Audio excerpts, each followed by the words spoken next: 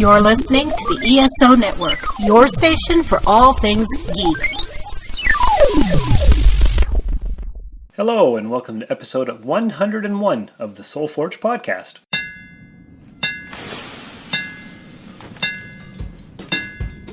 Welcome to the Soul Forge, a place of silent mystery, quiet contemplation, and outright mayhem. Join your host, Sean Vanderloo, as he guides you through the adventures of living. Together, we'll talk about life and love, sex and dating, joy and heartache, memories and loss, and so much more.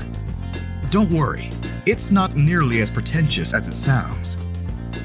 Get ready for life, the universe, and everything on the Soul Forge.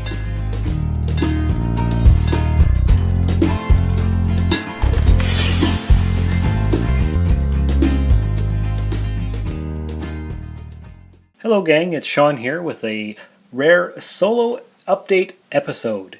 We've had quite a few guests on in various topics, all kinds of interesting things, but I guess that was getting a little bit away from the intended nature of the podcast to begin with, talking about myself and things that people don't talk about, and I figured, you know what, I better get back in here, talk about some things that are happening in my life. So here we are, the first episode of the next 100 podcast shows. It's just me. Here I am. What are we talking about today? Well, we're talking about, as you can tell from the title, my existential crisis. Is it a midlife crisis? Is it a crisis of consciousness? Is it... I don't know what it is. There's something going on in my life right now. I'm not quite sure what it is, what's happening, why it's bothering me, all that kind of stuff. So, what did I just do?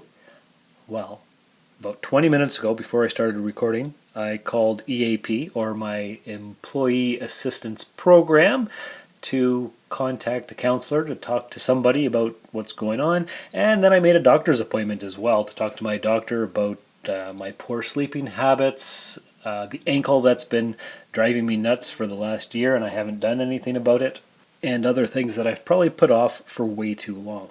So let's get right into it, folks. This is going to be probably a pretty emotional episode, or at least raw. Maybe it's going to be fun. Maybe there'll be some laughter. Maybe there'll be some tears. Maybe there'll be some swears. I haven't decided yet. I've been recording this episode in my head for about 2 weeks, trying to figure out if I'm going to actually record it or not, how I'm going to say it, and what's going to come of it all, and whether I should say any of it to even begin with. But like I said, the podcast is meant to be an open and honest look and communication and all that kind of good stuff. The podcast, it's here to take a good hard look at ourselves, see what kind of lessons we've come up with, what we're learning, what we're going through, get a dialogue going. So I wrote some stuff down, and the first thing on my list here is emotional. I have been all over the place as of late. Irrationally angry. What was I irrationally angry at? Well, last week I was yelling at the flyers that I get at work. I'm a mailman, and we get mail, and we get flyers, and we get parcels. And there were so many flyers, I just couldn't keep up with it all, and it was driving me insane. So I was mad at the flyers, at the shape and the size of them. Just irrational stuff. It's part of my job, and I know this. But it's driving me crazy. And we also have a scanner that we use to scan our parcels and record our flyers and check in with our keys and all that kind of stuff. And most of the time it works pretty decently, but every so often it freezes and then you have to reboot the thing and it takes forever. And sometimes that happens when you're out on the street and then you have to stop your delivery, and that's annoying, but it happens at work quite a bit. It was happening maybe 3 or 4 days in a row, and I just wanted to get my stuff done and go and head out and do the work and have my day over with. But no, I couldn't, because I had to do the scanner. So that's just annoying work stuff. Also, for about 2 weeks at work, we had the volume count. And if you listened to the episode about the lady who lives in her van, she was responsible for the volume count. So it was 2 weeks of people coming in and counting our mail and disrupting our schedule and putting us anywhere from a half an hour to 3 hours behind our regular scheduled routine. So that was making me angry because I don't like people touching my stuff and interrupting my flow. And I've been at the post office for 12 years, so I'm just done, and I feel like I need a new job, a new challenge, something different. I don't even know, just a change of some kind. So lots of irrational anger at work. What else we got on the list here? Worry about devastation of the planet. About a month and a half ago, and I think this may be where everything started from, I read an article online that some guy had written, and he basically claimed that civilization is set to collapse within the next 10 to 15 years. And a lot of scientists were taking this paper that was written very seriously. And then another article I read not too long after that said that there's a 49% chance that civilization is doomed by the year 2050. So, doomsday scenarios, making me worry. I don't have an underground bunker. I always wanted one because I knew the end days were coming. Another thing that I read is that within 10 years, orangutans will probably become extinct. And it just drives me absolutely insane, because humanity is horrible. We're destroying the planet, and I'm taking it personally, and I shouldn't be. I don't know, it's insane in my head, and I think too many thoughts. I was talking to somebody the other day, actually, about thinking too many thoughts. You want to hear something irrational, guys? Well, get this.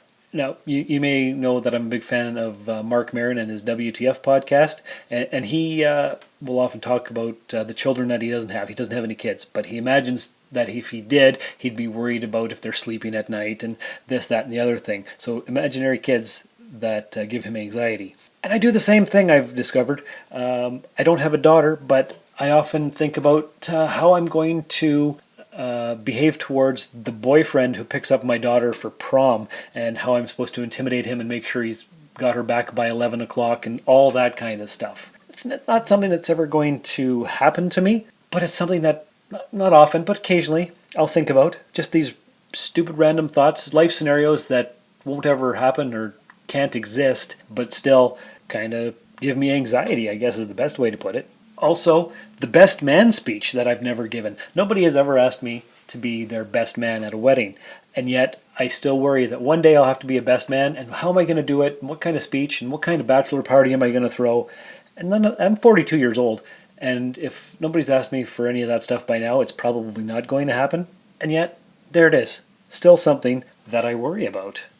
Just to get into the flow here, of course, you guys know that we are on the ESO network, and we have to play a promo for another podcast on the network because we're a big family and we're trying to get things well advertised and going all over the place. So here is a promo for another podcast. Hey gang, are you looking for another podcast to listen to? Well, you're in luck. The Nerdy Laser is a podcast, and we specialize in 90s nerd culture. But we don't leave anything out. If something is cool and nerdy, we will talk about it. So join myself, Richard Yule, and a variety of guests on the Nerdy Laser podcast, available on iTunes, Podbean, and the ESO network. And whatever promo that I put in there after I edit this thing, I hope you guys check it out, because all the shows here on ESO network are awesome. And now that I've said that, road trip time is coming up. Next week, you're going to hear an episode that I recorded earlier in this week, before I'm recording this one actually. It's with a life coach, and it's a really fascinating episode. We talked for just over a half an hour, and she's the happiness ninja, and so she worked in HR. She helps people when they're being laid off. She just a really fascinating lady with a lot of good insight. So next week, that episode will come out automatically, because next week I have a road trip, so I've been gathering some recordings in advance. What's this road trip? Well, every second year, usually me and brothers Robin and Curtis go somewhere for an adventure of some kind. Well, as you know from the episode My Brother's Keeper, Robin is living in my house but has no money, and he's got a job working in security now. He might have a job as a taxi guy, but he still has no money. So this year's brothers road trip is being changed. Me and Curtis are going with our father because Robin has a different dad. So Sean and Curtis and our dad, Tony, we're going in the motorhome that my dad owns, and we're going to go to the East Coast somewhere and end up in Halifax, and Curtis and I are going to fly back. Our dad is going to fly in his girlfriend after we leave, and they're going to continue on with the trip. But the thing is, which is giving me anxiety, both Curtis and my dad are control freaks, and they tend to be assholes. And not always, but they're smug. And they were both talking about who's going to be in charge of driving the thing. And my dad doesn't want to give up control of the steering wheel. And I said, well, we can all take turns so we can get further. And he's like, oh, I don't know if that's possible. And Curtis is all like, well, I kind of have to drive if I'm in the vehicle. And I'm like, you know what, you guys can fight over the thing the whole time, and I'm just going to be in the back reading books and listening to podcasts. So that's something that gives me worry. I was talking to Curtis the other day. Both of them live in Sault Ste. Marie, and I'm here in Timmins, so 6 hours away. So I have to, at the end of this week, drive down there, and then we're going to head out. But Curtis was helping Dad fix the brakes, change the brakes, and change the tires on the motorhome. And so I asked him, how's this trip going to be? Is it going to be all right? And Curtis is like, oh, it should be fine. I'm like, is Dad going to be mean to us? And he's like, well, he won't be mean to me, but he was making fun of you and saying that you're probably not even going to contribute the gas money, the third that we're all paying. And you won't even get us out of town, ha ha ha. So my dad likes to take the piss out of me, and he can be mean. So the three of us have never done anything as a family, so this should be interesting. And maybe I'll record some snippets of episodes from the travel. That should be interesting. What's another thing I have on my list? Put all others' needs first. Oh, yes. I'm always there for people, and I usually do whatever they need to do. Even if I'm busy, I'll drop whatever I'm doing to help the other person out, and I ignore my own needs. And I can't do that anymore. I've overextended myself, and my irritability is leaking out of the well-crafted bubble that I've built for myself. And other things I need to talk about with EAP and my doctor. 5 years ago, back in, let me think here, March 31st, 2014 is when my mom died. That was also my then wife's 35th birthday. So those anniversaries just recently passed. Where are we, as I'm recording this, it's May 14th. So it's been about a month and a half, and I've realized that I've been holding on to all this stuff for quite a while. Unresolved issues from the loss of my mom, unresolved lingering issues from the breakup of my marriage, unresolved issues probably from my often on-again relationship with Cheryl, who I have not really talked about on the podcast before, but her and I have had a 3.5-year on and off again kind of semi-relationship. I don't even know how to describe it. Maybe I'll have her on the show one day to explain that kind of situation, because it's complicated. So I've got feelings of loss and all kinds of stuff that I need to talk to and that I can't repress anymore. And I think I need to talk to a counselor or go hiking in the mountains for 16 years. I haven't decided exactly what I need to do, but I did call my doctor appointment, and I did call the EAP people, so I'm waiting for the appointment, which is in 2 weeks, and just waiting for the EAP counselor to call me back, which should be within 2 business days, they said. So I'll be able to talk my stuff out and maybe have some resolution. Stop putting my needs on hold for everybody else. Okay, I already talked about civilization collapse. I was talking about that at work the other day. We were sorting our mail, and somebody said something, and then I went off about how, we're all doomed anyway. I can't wait for the water wars, and we're all going to die. And then I went off to get some more mail to sort in, and I came back, and I'm like, oh, sorry, guys. It was kind of dark for 8:15 in the morning, and they all laughed. Yeah, my emotions have been everywhere. I'm crying at commercials, and I keep my bottle bottled up emotions pretty tightly wound up, and I don't cry, and I don't really show emotions. That's probably a survival mechanism because my parents were divorced when I was 5. It took me years and years to get over that. I had crooked teeth until I was 23 and could afford braces, and people used to make fun of my teeth, and so I never smiled. And I remember one incident where some guy said, "Oh, I'm going to punch you in the teeth and make them straight." And so it was just kind of things like that. Why am I bringing that up? I don't even know. Just a lot of repression and bad things and stuff I need to deal with finally, I think. And I can't keep these emotions bottled up anymore because I'm losing it.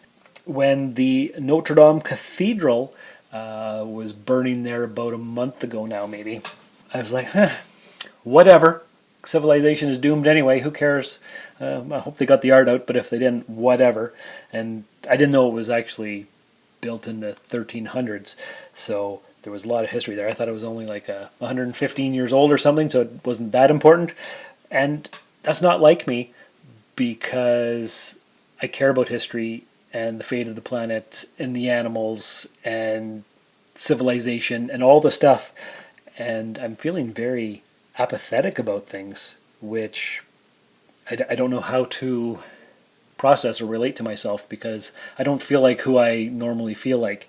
I'm a voracious book reader, and I haven't really read much of anything in forever. I've got like 4 or 5 books on the go, and I just don't feel like getting back into it. I'm hardly watching any of my TV shows. I don't even know what I'm doing to spend my time. In fact, I don't ever nap, and a couple times in the past 2 weeks I've taken naps during the day because I'm just drained and emotionally exhausted and angry and sad and all the feelings that you can feel. I've been feeling them.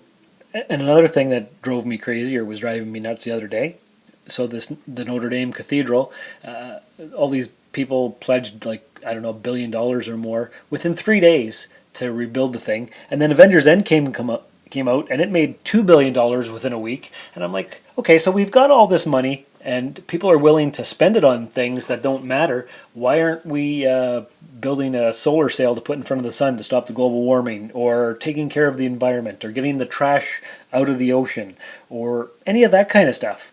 We're living in the end times. It feels like just before the fall of Rome, and it's all bread and circuses and stuff, and there's nothing I can do about it. And I feel powerless, and I feel sad. Sometimes at work I'll sing to songs while I'm sorting and just laugh hysterically at those fake stupid words and lyrics that I've made up, and I'm all over the place. I'm bouncing here and I'm bouncing there, and something's got to change because this is not me, this is not who I am, and I don't know what I'm going to do. And I'm not even sure that I should have recorded this podcast episode, but we're here to talk about things that are uncomfortable. And I wanted to do a solo episode. I wanted to give you guys an update because from the last few that you've heard, everything sounds great. Everything's fantastic, and it's really not. And people don't talk about how unfantastic things are. But I'm here to do it for you.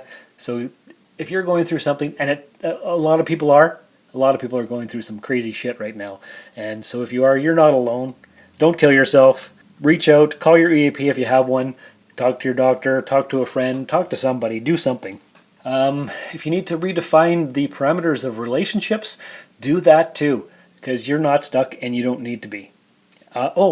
Speaking of relationships, here's something I recently found out about myself. Somebody at work was saying it to me. She said, I found out what your problem is.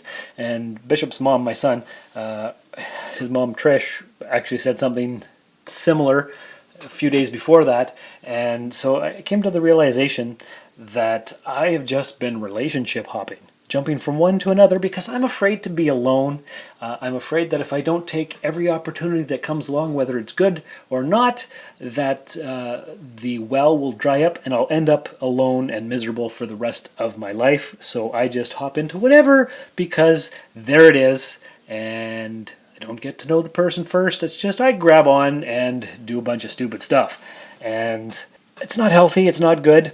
It hurts me. It hurts the other person.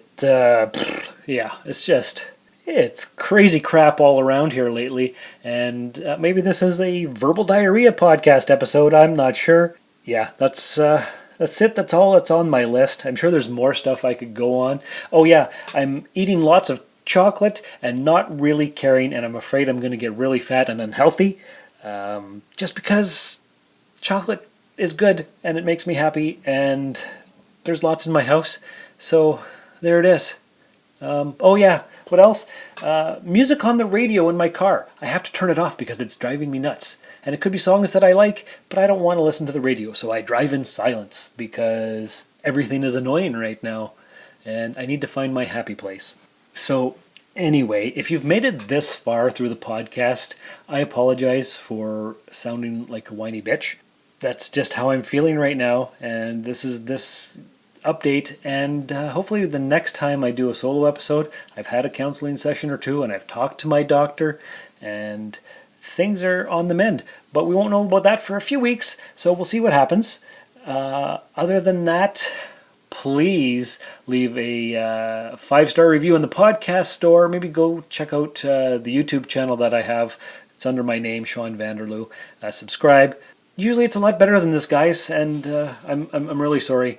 And I hope you can forgive me and keep listening, keep subscribing, because we're going to get back to the cheery times, but not everything is, unicorns and rainbows, I guess, right? And next week's episode is really fantastic. This girl, Lisa Wilson, she knows a lot, so stay tuned for episode 102. It's awesome, and she's really smart, and she had a lot to say, and I learned quite a bit, actually, which I'm going to start incorporating into my own life. So, I got to get through the rest of this week, have next week's road trip, which should prove to be interesting, and then I don't know what the next episode after that will be, but it's always exciting, and you never know what to expect here on SoulForge. So until next time, remember, never apologize for what you feel. It's like saying sorry for being real. This has been another episode of the SoulForge Podcast. Find us on Twitter at SoulForgePod, or email the show via soulforgepodcast@gmail.com.